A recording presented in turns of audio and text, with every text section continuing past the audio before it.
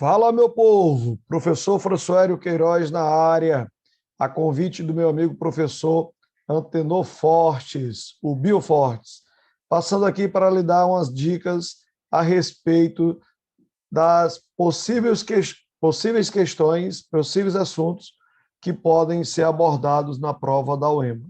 Então, venha comigo. Então, você observa aqui, tem um ouvido, né? E aqui uma fonte de ondas sonoras. Não esqueçam que o distanciamento entre duas cristas consecutivas ou entre dois vales consecutivos, nós temos um elemento de onda chamado de comprimento de onda. Ora, essa fonte está imprimindo uma oscilação nesse meio, provocando uma movimentação de energia, lembrando que uma onda só tem capacidade de transferir energia, não transfere matéria. Como nós temos aqui uma onda sonora, né? Nós temos aqui uma onda sonora. Você tem que saber classificar quais as características, quais as classificações de uma onda sonora. Lembra que, pela natureza, a onda sonora ela é mecânica, só pode se propagar em meios materiais, não pode se propagar no vácuo. O som obrigatoriamente precisa de um meio material para se propagar. Percebam que, em geral, a velocidade de propagação do som ela é menor no meio gasoso e maior no meio sólido, e terá um valor intermediário no meio líquido. Então, a velocidade do som é maior no meio em que a densidade do meio é maior e é menor em que a densidade do meio será menor. Então, é uma onda mecânica, precisa de um meio material para se propagar. Não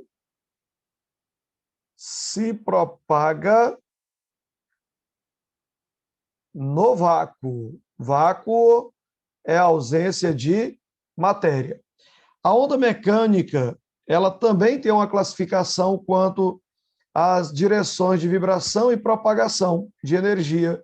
Em relação à direção de vibração e propagação, a onda mecânica ela é longitudinal.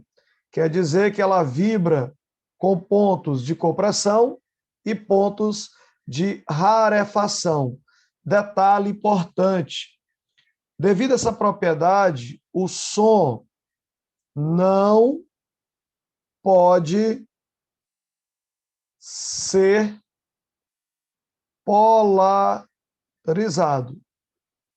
Devido a essa característica sonora de ser uma onda longitudinal, o som não sofre polarização.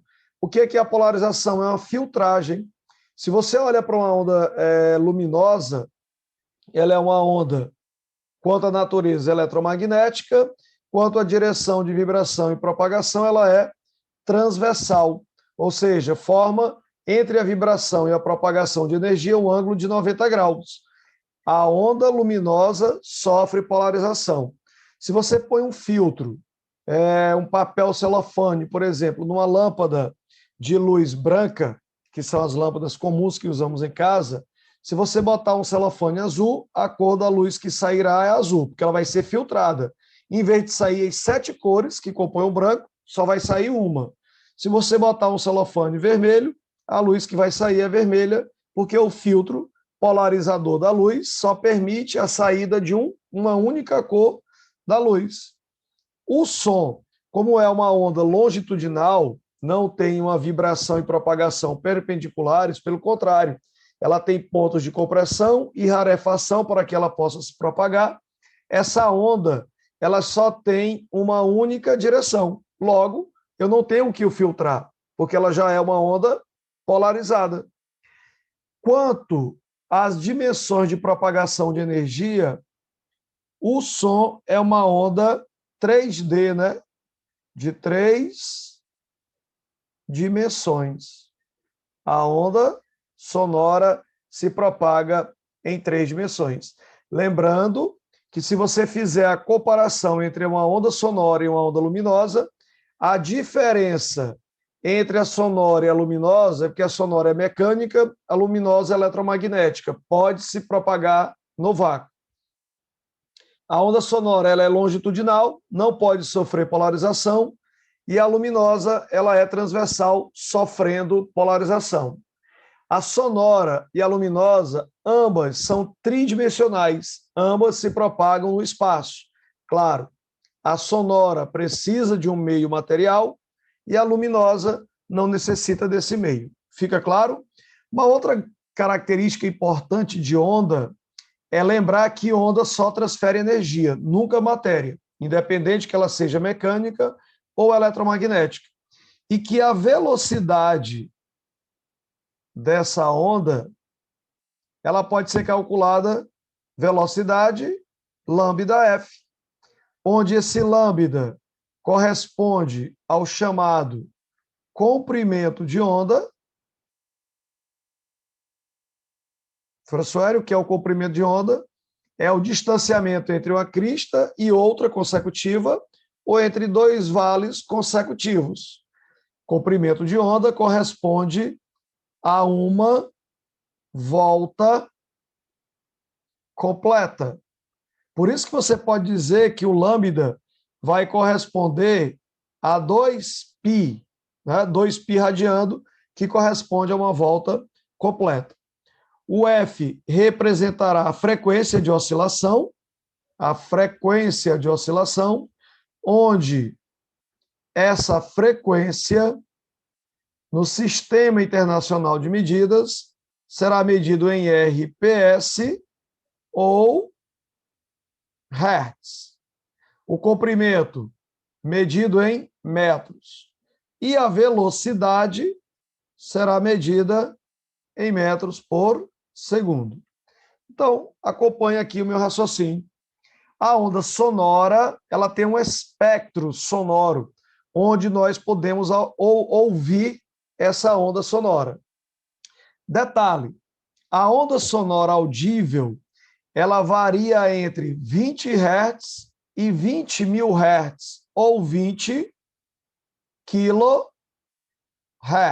Lembra que quilo é 1000. Esse valor de 20 Hz vai fazer com que eu tenha uma frequência mínima audível e 20 mil Hz, uma frequência máxima audível. Abaixo de 20 Hz, nós não vamos ouvir, porque a onda sonora abaixo de 20 Hz será classificada como infrassons. Alguns animais podem ouvir infrassons. E acima de 20 mil Hz, nós teremos os chamados ultrassons. Também não são sons audíveis. O ouvido humano só pode identificar sons entre 20 e 20 mil Hz. Acima de 20 mil, ultrassons. Abaixo de 20 Hz, infrassons. Quando a mulher está grávida, que ela vai fazer um exame chamado de ultrassom, muitos indagam. Esse ultrassom não vai incomodar o feto, não? Não, porque nós estamos dentro de uma faixa de frequência que não é captada pelo ouvido humano. Detalhe, o som ele tem algumas qualidades sonoras, né? Você pode classificar o som contra o timbre. Eu costumo dizer que o timbre é uma identidade acústica. Cada instrumento tem o seu próprio timbre. Por isso que quando se emite uma onda, uma determinada frequência no piano, outra na flauta, outra no violão, você consegue perceber de onde que essa onda, de onde que esse som está sendo produzido, porque cada instrumento terá o seu próprio timbre. É como se você percebesse, por exemplo, se você conseguisse ouvir uma pessoa falando no meio de uma multidão e identificar a pessoa só pela voz dela, porque o timbre vai representar uma digital sonora. Cada pessoa tem seu timbre.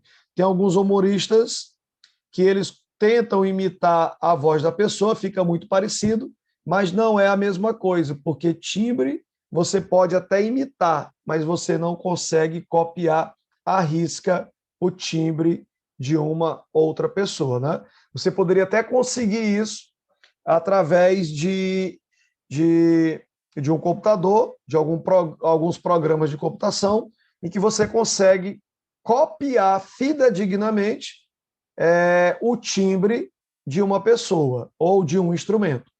Então você tem aqui, ó, qualidade que permite diferenciar duas ondas sonoras de mesma altura, mesma intensidade, porém emitidas por fontes distintas.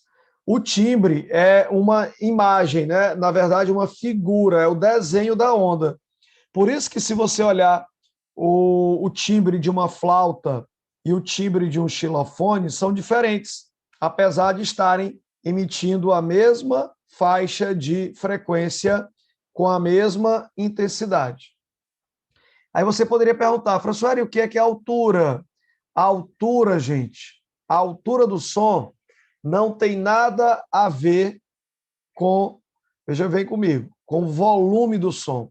Quando alguém pede assim, ei, aumenta o som, né? Quando você pede para aumentar a altura do som em relação ao volume, não tem nada a ver com a qualidade fisiológica do som. Quando eu digo que a qualidade fisiológica do som é a altura, eu estou falando aqui de tom, né?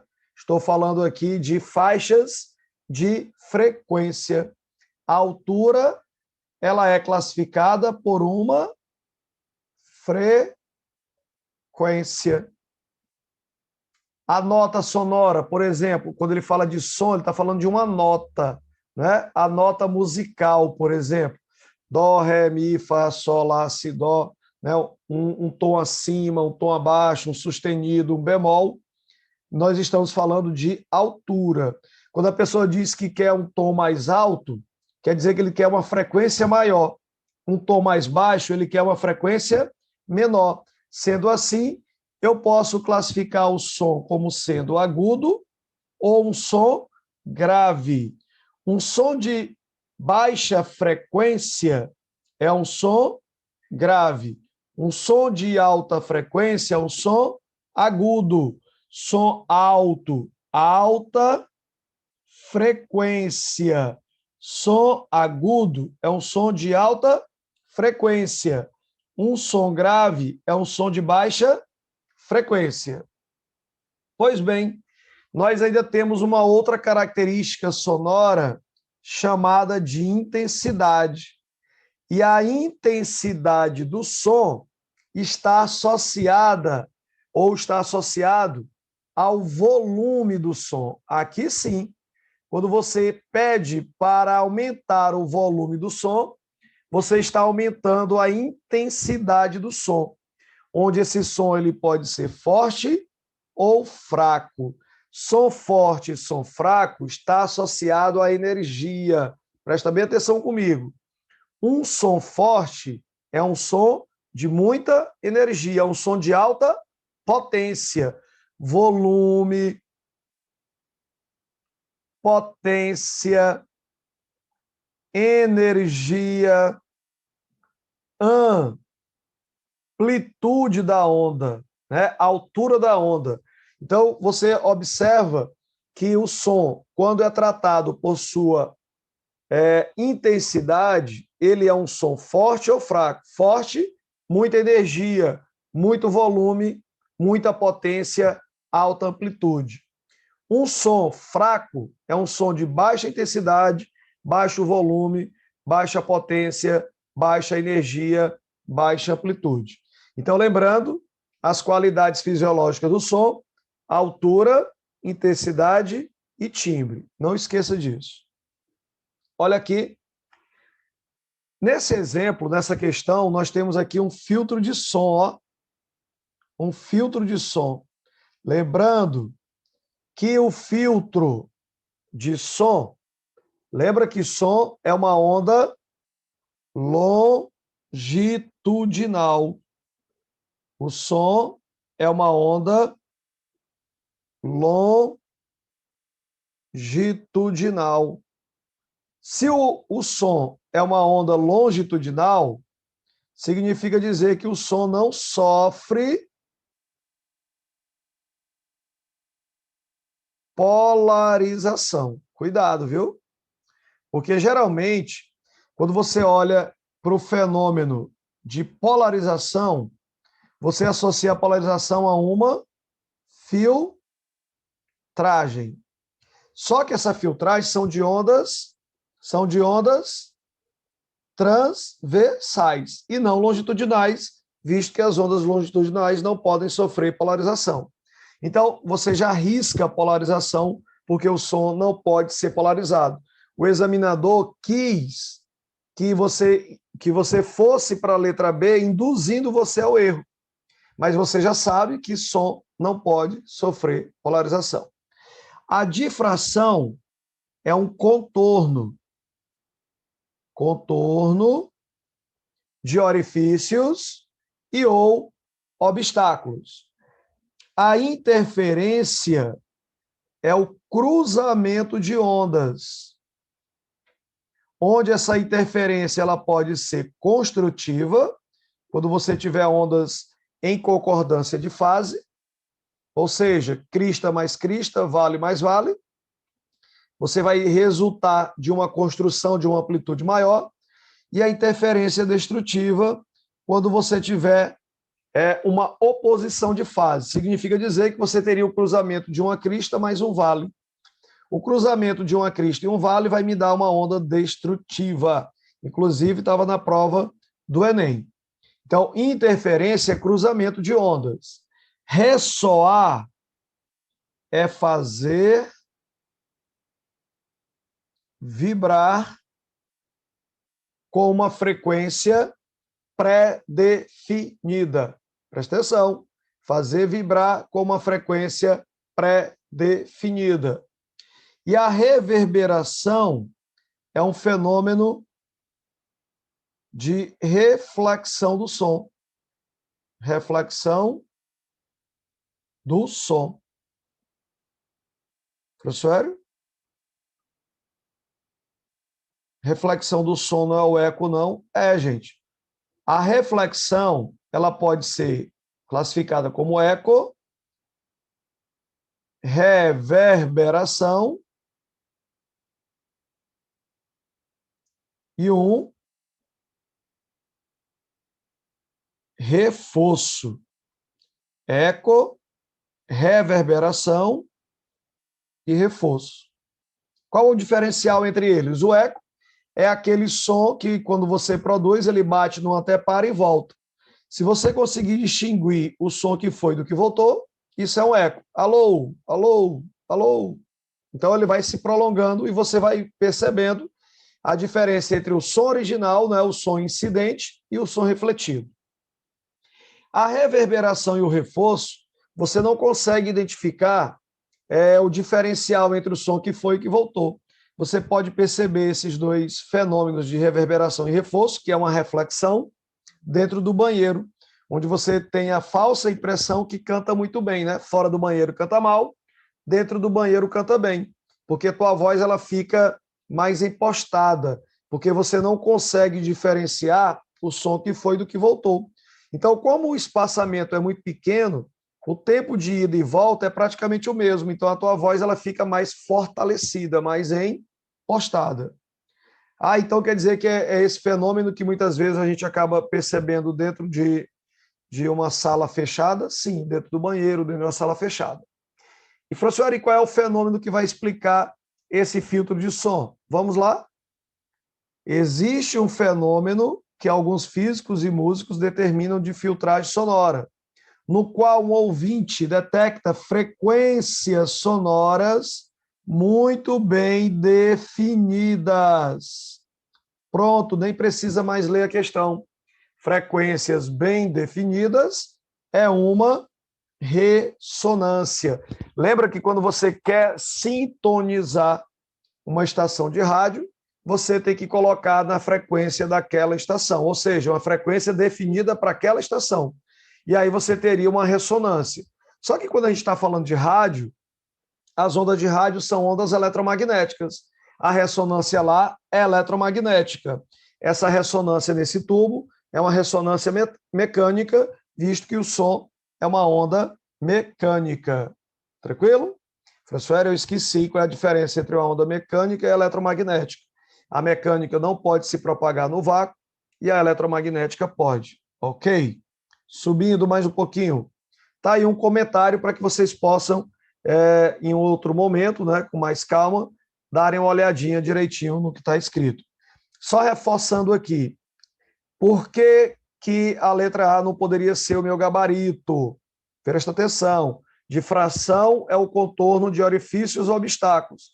Quando você consegue ouvir uma pessoa através de uma fenda na parede, ou na porta, ou na janela, ou então com um muro, e o vizinho consegue se comunicar com o outro, esse fenômeno é a difração.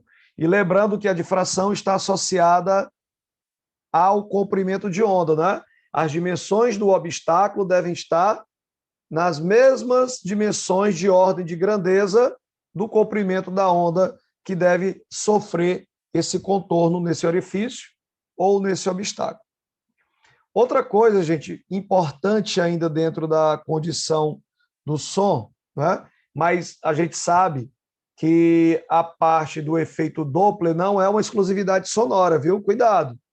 O efeito Doppler, que é uma percepção aparente de uma frequência, pode ocorrer tanto para ondas sonoras como para ondas luminosas. Então, o que é o efeito Doppler?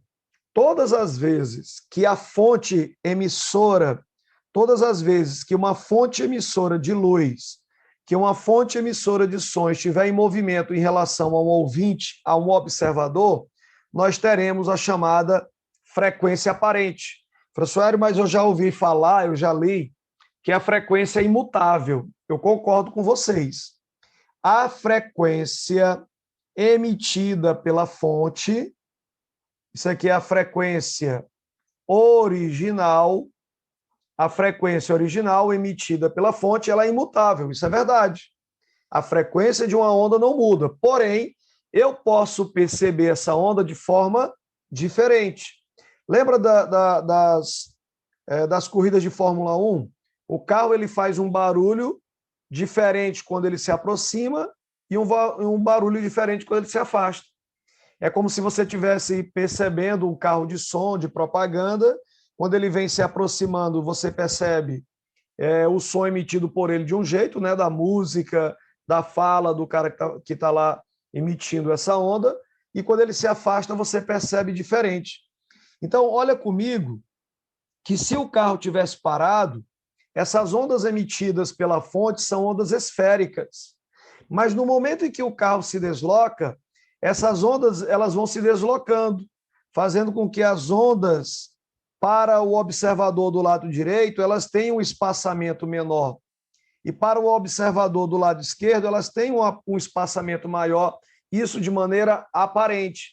Portanto, para o ouvinte ou para o observador que percebe a fonte se aproximando, a frequência emitida pela fonte parece ser maior para esse ouvinte do lado direito e parece ser menor para o ouvinte do lado esquerdo. Ou seja, para o ouvinte do lado direito, o som parece mais agudo. Para o ouvinte do lado esquerdo, o som parece mais grave, diferente da frequência original emitida pela fonte. Percebam que nós temos aqui uma equação, ó, onde a frequência aparente, ela vai ser igual à frequência original, que multiplica a velocidade do som, que ela é constante nesse meio, mais ou menos a velocidade do ouvinte, dividido pela velocidade do som, mais ou menos a velocidade da fonte. Ora, esses valores da velocidade do som não mudam. A questão vai te dizer o valor da velocidade do som. O que pode ser diferente é a velocidade do ouvinte e a velocidade da fonte. Nesses dois exemplos, nos dois casos, a velocidade do ouvinte é zero, porque o ouvinte ele está parado. A velocidade do som ela não é zero, a questão vai dizer o valor, e a velocidade da fonte, visto que a fonte se aproxima do ouvinte da direita e se afasta do ouvinte da esquerda. Tranquilo? Beleza. Professor Hélio, e como é que eu vou fazer para poder dar o sinal aqui nessa equação?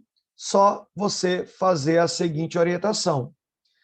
Sempre que você tiver um observador, um ouvinte e uma fonte, você adota o referencial do ouvinte para a fonte positiva. Do ouvinte para a fonte é positivo. Então, quando você pega a fonte para o observador do lado direito, a velocidade da fonte será negativa.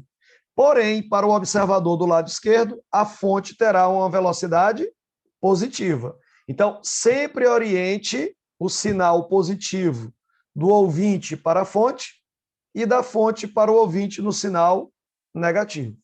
Então, fechando, está aí o efeito Doppler. Está aqui também a dica que eu acabei de dizer para vocês. Do observador para a fonte, o sinal da velocidade é positivo, nesse sentido. Da fonte para o observador, o sinal da velocidade será um sinal negativo. Então, vamos para frente. Mais uma questãozinha para que a gente possa trabalhar. Que vantagem apresentaria para um pescador um óculos polaroide, polarizador? Polarizador quer dizer filtragem. Professor Hélio, mas tu disse que o som não sofre polarização, mas aqui não é som, é luz. Ó, o pescador está usando o óculos. O óculos, ele tem uma função que depende de quem? Da luz, da quantidade de luz no ambiente. Então, vocês conseguem perceber que a luz do sol, ao bater numa superfície, essa luz será refletida na superfície da água. Então, essa luz refletida, ela é difusa, ela se espalha. Então, quando você olha diretamente para dentro d'água, você não consegue ver o fundo do rio, porque a luz, ao bater na superfície da água, ela será refletida de maneira difusa, fazendo com que você não consiga ver a parte interna da água, né? O fundo do rio. Mas se você usar uma lente polarizada, percebam que aqui você tem uma qualidade, ó, uma nitidez maior daquilo que está dentro d'água. Então, a função do óculos Polaroid é gerar uma filtragem da luz que será difundida, que será refletida de maneira difusa. Assim, nós poderíamos ler assim, ó, a questão letra A. A diminuição da intensidade da luz que atravessa as lentes provoca um aumento da qualidade da radiação oriunda do peixe. Não. Ele não está intensificando a luz do peixe que está dentro d'água, não. Não é essa a função. A função da lente é diminuir o ofuscamento, a luz refletida na superfície da água, para que eu consiga ver dentro d'água, não o que está na superfície sendo refletido. A luz refletida na superfície da água é filtrada pela lente Polaroid, atingindo menos o olho humano, verdade. Dessa forma, a luz oriunda do peixe não é ofuscada. Né? Você está ofuscado pela luz refletida na superfície da água, o que faz com que você não consiga ver o que está dentro da água, por esses raios refletidos, o que torna melhor a sua visibilidade. Perceberam como é fácil? Quando você consegue dominar a parte teórica daquilo que você vai confrontar na tua prova, tudo fica mais simples, tá bom? Vamos mais uma dica, uma dicasinha aqui. Essa parte agora é uma parte mecânica, né? Vira e mexe, sempre nós iremos encontrar na prova da UEMA uma questãozinha de mecânica, até porque a Universidade Estadual do Maranhão, ela nasceu com cursos de engenharia. Então, basicamente, as provas sempre trarão questões de física voltada a esse contexto, contexto da engenharia, o contexto do dia a dia, daquilo que você pode verificar. Então, acompanha comigo. Para poder emergir e submergir, ou seja, afundar, submergir, para poder emergir e subemergir, afundar, emergir é para fora, ó, externo, né? Imergir é para dentro, é interno, ou seja, afundar. Um submarino utiliza tanques de lastro. Esses tanques vazios quando o submarino está na superfície da água e se enche de água do mar, de modo a permitir a sua submersão. As figuras A, B, C ilustram, respectivamente, situações em que o submarino encontra-se na superfície submergindo e totalmente submerso. Então, são três situações. Ele está na superfície, aqui ele começa a afundar, e aqui ele está totalmente dentro d'água, né? Totalmente imerso à água. Professor, quando eu estiver lendo a questão, eu posso analisar o que dessa questão? Gente, quando a questão está falando de água, o corpo está flutuando nessa água, nesse líquido, né, nesse gás, você vai associar isso aqui a uma característica de força chamada de empuxo. O empuxo é uma força vertical ascendente para cima, exercida por um fluido. Esse fluido pode ser um líquido ou um gás.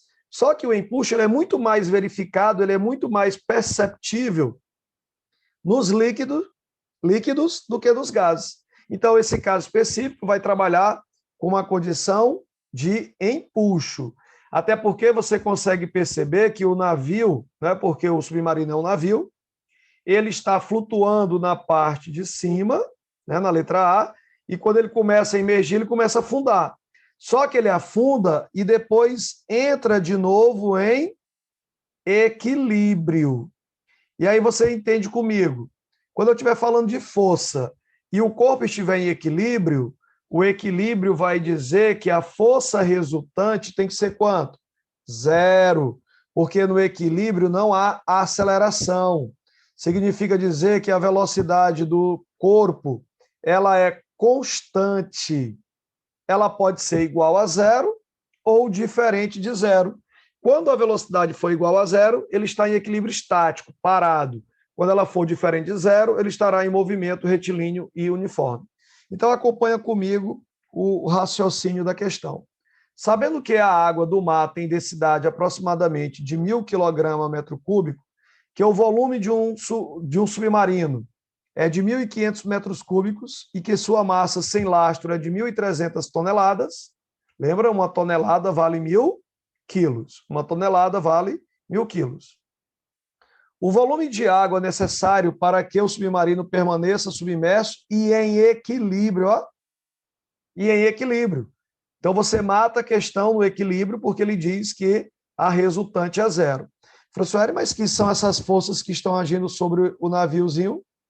O natural, que é o peso, né? Nós estamos sobre efeito gravitacional, então nós temos o peso do submarino e uma força exercida pelo líquido deslocado devido à imersão do corpo dentro desse líquido. E essa força é chamada de quê?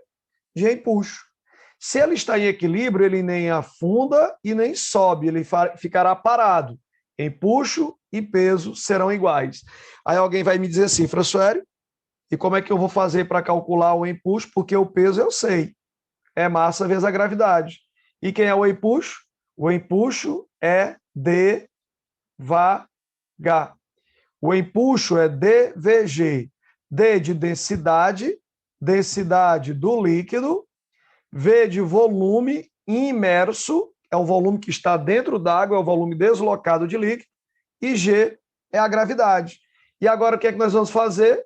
Igualar o empuxo devagar ao peso. Então acompanha comigo a resolução para que a gente seja mais efetivo.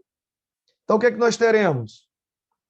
Lembra que ele disse que são 1.300 toneladas, 1.300 vezes 10 a 3 quilos. O empuxo é igual ao peso. O peso é massa vezes a gravidade. O empuxo é a densidade do líquido, volume imerso do corpo dentro desse líquido, vezes a gravidade. Então, quando eu igualar com o peso, gravidade vai embora com gravidade. Densidade do líquido. A questão deu 1.000 kg/m3. Volume imerso é o próprio volume do submarino, é o volume total. Ele diz que o volume do submarino é de 1.500 metros cúbicos. M, essa massa é a massa do navio. Lembra que esse navio, ele tem as comportas, lá quando ele fala que ele tem que abrir os tanques, ó, os lastros, né? Quando ele começa a encher esses lastros de água, ele vai aumentando o peso, vai aumentando a densidade e vai afundar, até que ele fica totalmente imerso na água. Então, essa massa é a massa total. Então, nós acabamos de descobrir a massa total do navio, né, do submarino, ele mais a massa de água que vai ficar dentro dele. Então, nós descobrimos aqui a massa total. Ora, se a densidade de um corpo é massa sobre o volume, para eu descobrir o volume, eu preciso da massa e da densidade. A densidade nós já temos, não temos? Temos a densidade da água. De quanto? 1.000 quilogramas metro cúbico. Está aqui, ó. 1.000 quilogramas metro cúbico. Por que eu botei 10 a 3? Porque 1.000 é 10 elevado a 3. Mas a massa que eu estou querendo aqui não é a massa, porque a massa que nós encontramos foi a massa total. A massa que eu quero descobrir é a massa de água que foi colocado dentro do submarino. Ora, o submarino ele tem 13.000 toneladas. 13.000 toneladas. Lembra? 13.000 toneladas, aliás, desculpa, 1.300 toneladas, vale 1.300 vezes 10 a 3 quilos, até porque uma tonelada vale 10 a 3 quilogramas. Ótimo. Se a massa total que nós encontramos foi de 1.500, se o navio vazio vale 1.500, aliás, o navio vazio vale 1.300 toneladas, o navio vazio vale 1.300 toneladas, 1.300 vezes 10 a 3 quilos. Quando ele estiver totalmente dentro d'água, a massa dele total aumentou para quanto? 1.500 toneladas, ou 1.500 vezes 10 a 3 quilos. Então, percebam que tem uma diferença quando ele está fora d'água e quando ele está dentro d'água. Então, a diferença quando ele está totalmente imerso para quando ele está fora d'água são de 200 vezes 10 a 3 quilos, né? Porque se você subtrair 1.500 de 1.300, nós vamos encontrar 200. Então, 200 vezes 10 a 3 é a quantidade de água que foi colocada dentro do navio. Portanto, dividindo 200 vezes 10 a 3 por 10 a 3, nós vamos encontrar 200 metros cúbicos. Portanto, a quantidade de água colocada dentro do submarino foi de 200 metros cúbicos. Tranquilo? Queridos, espero sinceramente ter contribuído de alguma forma com vocês. Desejo boa prova, muita tranquilidade.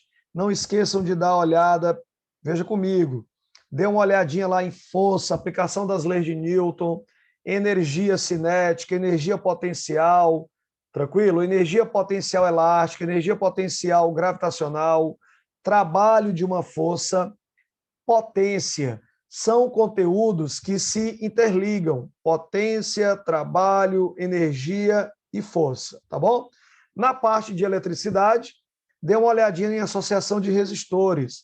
Também não esqueça de dar uma olhada nos capacitores, associação em série, associação em paralelo e associação mista. A prova da UEMA sempre é muito simples no que tange o quesito de circuitos elétricos, tá bom? Na parte de ótica, faça a diferença entre os espelhos esféricos e o espelho plano e as lentes corretivas de defeitos visuais, tá bom?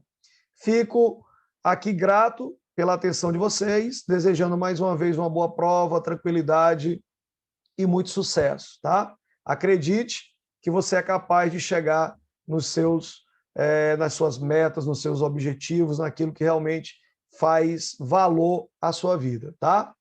Confie em Deus e até o próximo encontro. Saúde para todos. Tchau, tchau.